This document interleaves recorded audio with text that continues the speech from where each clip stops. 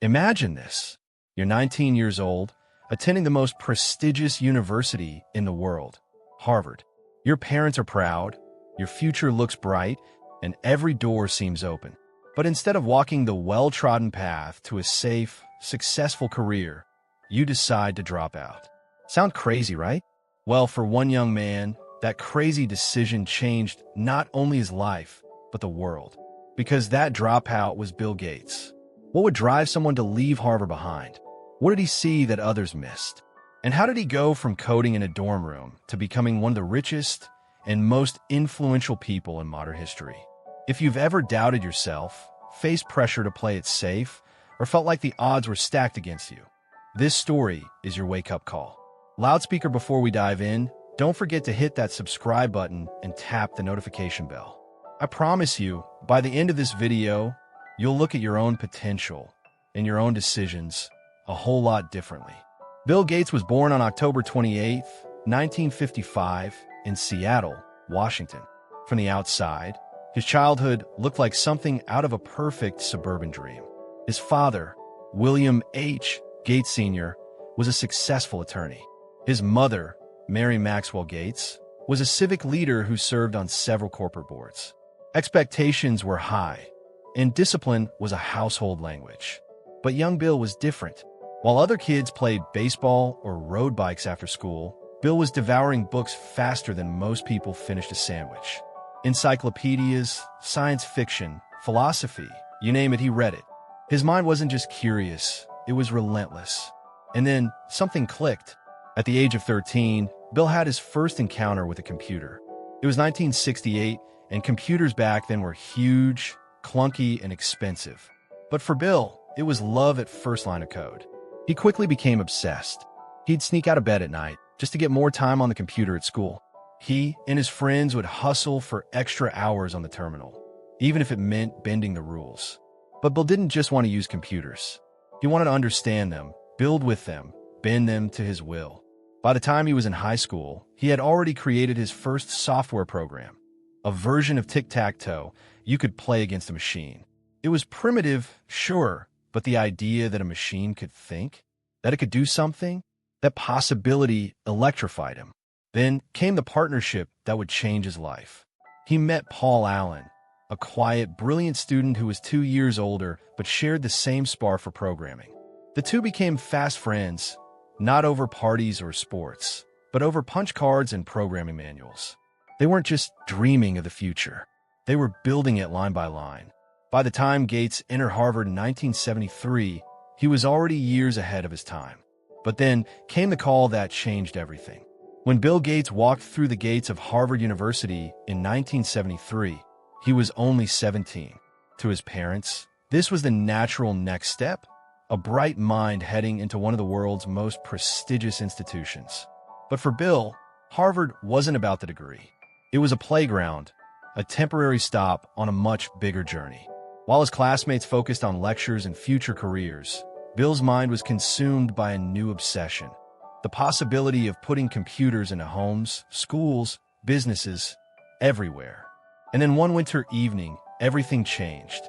Paul Allen barged into his dorm room, magazine in hand.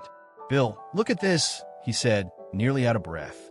It was the January 1975 issue of Popular Electronics. The cover? A beige, boxy-looking machine called the Altair 8800, the first affordable personal computer. They looked at each other, and they knew. This was it. This was the moment. Within days, they contacted MITS, the company behind the Altair, and told them they had a working BASIC interpreter ready. Truth was, they didn't, but Bill stayed up for days coding, and they eventually made it work. MITS was impressed. They flew the two young men out to demo the program. It worked flawlessly, and just like that, Gates had his foot in the door. But something had to give.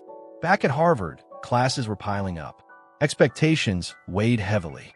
Bill was at a crossroads: continue on the path laid out for him, or take a leap into the unknown with no guarantees. In 1975, after much deliberation, he dropped out. He didn't leave to escape school. He left to chase a revolution. That decision would spark the rise of one of the greatest companies and fortunes of the modern age. In the dusty city of Albuquerque, New Mexico, far from the bustling corridors of Silicon Valley, Bill Gates and Paul Allen set up shop. It wasn't glamorous. Their first office was modest, bare walls, humming servers, and a pair of sleeping bags rolled up in the corner. But in that cramped space, Microsoft was born. The name was short for microcomputer software, and it carried a vision far bigger than its size suggested. They started small, writing software for the Altair 8800. But Bill's ambitions stretched far beyond a single machine. He believed every computer, no matter how big or small, would eventually need software, and he wanted Microsoft to be the one writing it. As microcomputers evolved, so did Microsoft. Bill focused on licensing deals, not hardware. It was a brilliant move. While competitors sold physical machines, he positioned Microsoft as the essential brain behind them all. Then came the call that would change everything. IBM, the global giant, was building its first personal computer. They needed an operating system, and fast. Microsoft didn't have one, but Bill said yes anyway. He found a small company called Seattle Computer Products that had developed a system called QDOS, Quick and Dirty Operating System. Microsoft bought the rights for $50,000. They cleaned it up, rebranded it as MS-DOS, and handed it to IBM. But Bill added a genius clause to the deal. Microsoft could license the software to other PC manufacturers too. That one clause made Microsoft the gatekeeper of the PC software world. And just like that, Bill Gates wasn't just a coder anymore. He was a dealmaker, a visionary, and a rising billionaire. By 1986, Microsoft went public. On that day alone, Gates made $350 million. But he didn't celebrate with champagne. He went back to work. His goal wasn't money, it was domination. Under Gates' leadership, Microsoft developed Windows, a graphical interface that transformed how people interacted with computers. By the early 1990s, Windows was everywhere. And Bill Gates? He became the richest man on earth. But success came at a price. Critics called him ruthless, even cutthroat. Antitrust lawsuits loomed. Yet Gates pressed on, shaping the digital future with precision and obsession. He wasn't building a company anymore. He was building a legacy. By the early 2000s, Bill Gates had done what few in history ever had, built a global empire from scratch. Microsoft wasn't just a tech company. It was the beating heart of the digital age. Windows was running on nearly every computer on Earth. Bill had climbed to the pinnacle of power and wealth. But something inside him had shifted. He was still showing up to the office in his signature sweater and slacks, still attending board meetings and overseeing projects, but his mind was elsewhere. It was no longer just about software. It was about impact. In 2000, Bill and his wife Melinda launched the Bill and Melinda Gates Foundation, a move that quietly revealed a new mission. They had money, more than they could ever spend. Now, they wanted to do something that truly mattered. And it didn't start with fanfare. It started with a single visit to Africa. There, Bill saw children suffering from diseases he had only read about: malaria, tuberculosis, polio. Illnesses that could be prevented or cured, but weren't, simply because the medicine didn't reach those in need. He came back changed. Soon after, he announced that he would begin stepping away from Microsoft. The world was stunned. Why would the richest man alive walk away from the very thing that made him who he was? But Bill wasn't walking away. He was evolving. He dedicated his brain power and his billions to solving some of the world's biggest problems: disease eradication, clean water, education, climate change. And unlike tech, the rules were different here. There were no markets to dominate, no patents to file, just people to save. His foundation became one of the largest and most effective philanthropic organizations in the world, donating over $50 billion to global causes. And through it all, he remained the same analytical, curious, relentless thinker he had always been. Only now, his spreadsheets weren't tracking software updates. They were tracking vaccination rates and access to education.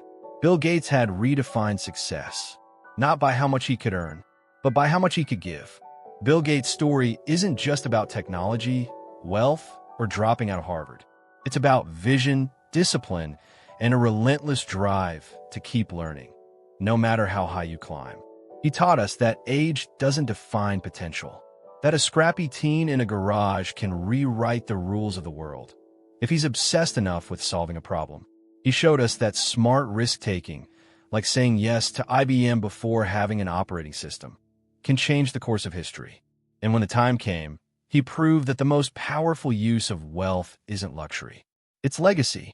But more than anything, Gates teaches us that success is never final. Even after building Microsoft, he didn't stop growing. He asked deeper questions. He sought bigger challenges. And he turned his attention outward to those who needed help the most. So what can you take away from his journey? Start before you're ready. Gates dropped out, but he never stopped learning. Focus on the long game. While others were selling hardware, he was licensing software. Be curious. Relentlessly. Read. Ask questions. Stay sharp. And when you win, give back. Because at the end of the day, the richest man isn't the one with the most money. It's the one who does the most good with it. If this story inspired you, don't forget to like, subscribe, and hit that notification bell. New stories every week that break down the mindset and moves of the world's most successful people. Your next big idea might be waiting in the next video. See you there.